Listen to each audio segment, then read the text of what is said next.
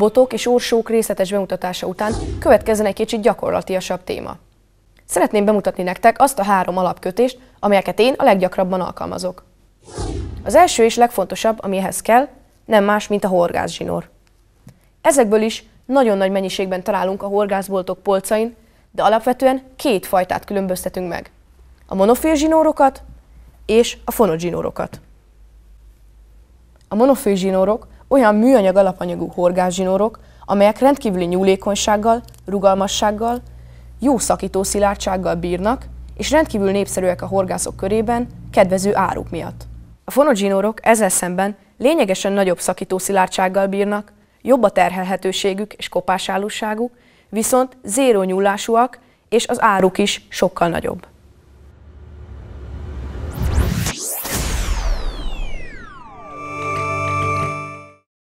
Következzenek a beígért kötések. Elsőként a horgot fogom megkötni. Ehhez most egy lényegesen nagyobb méretű horgot és vastagabb zsinort használok a jobb láthatóság érdekében. A kezemben egy lapkás horog látható, ezt lényegesen nehezebb megkötni, mint egy füles horgot, de én most szándékosan ezt fogom bemutatni. Első lépésként a 2 zsinórszálat vegyük párhuzamosan egymás mellé, majd képezünk egy fület. A hurok mellé hozzá kell fogni a horog öblét, majd a szabadon maradt zsinórszálat elkezdem tekerni a horog szára körül. A meneteket egymás mellé rendezgetem, hogy biztosan jól helyezkedjenek el. Csinálok legalább 10 menetet. Most összefogom a meneteket, lerögzítem az ujjammal, majd a zsinórszálat átbújtatom a fülön. Ezt meghúzom. A kötést felhúzom a lapkáig, itt is meghúzom, hogy biztosan jól tartson. Így sorakoznak egymás mellett a menetek. Nincs más dolgom, mint a feleslegesen maradt zsinórszálat levágni, és kész is.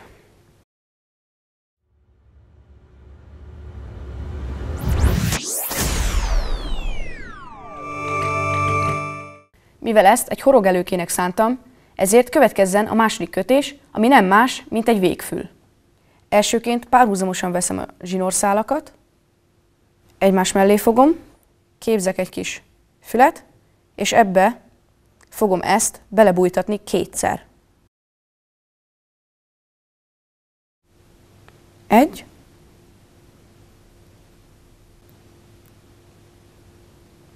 És 2. Hogy ne legyen túl nagy a végfül, ezt kicsit megigazítom, följebb húzom, és elkezdem feszíteni. Ezt meghúzom, kicsit megráncigálom, és a felesleges zsinórdarabot levágom. Íme a kész horogelőke.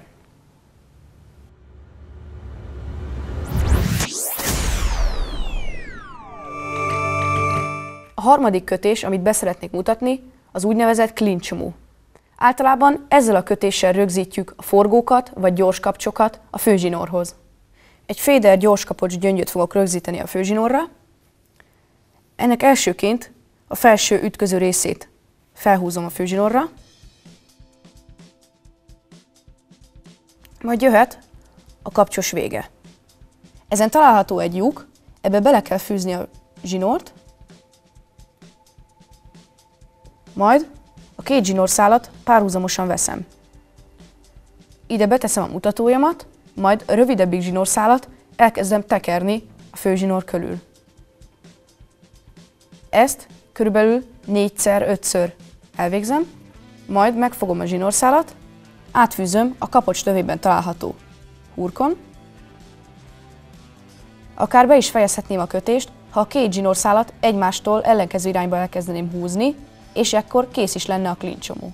Van ennek viszont egy biztonsági változata, mikor a megmaradt zsinórszálat a felül található hurkon átbújtatom, és így fogom a meneteket egymás mellé rögzíteni. Még ráfeszítek mindkét szárra, ez így már biztosan nem fog szétcsúszni. Már majdnem kész, nincs más dolgom, mint a felesleges zsinórszálat levágni, Az ütközőt idehúzom a kapocshoz, de még mielőtt rápattintanám, beleakasztom az elkészített előkét a kapcson található kis fülbe, és most ráhúzom a kúpot a kapocsra. Ez összepattintva kész is. Itt található a klincsomó, majd a végfül, és végül a lapkás horog megkötve.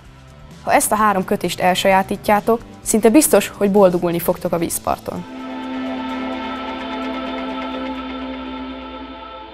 Itt állok a Magyarországos Horgászszövetség székházánál. A következő részben megtudhatjátok, hogy hogyan szerezhettek horgászengedélyt, és tisztázzuk a horgászat jogi feltételeit.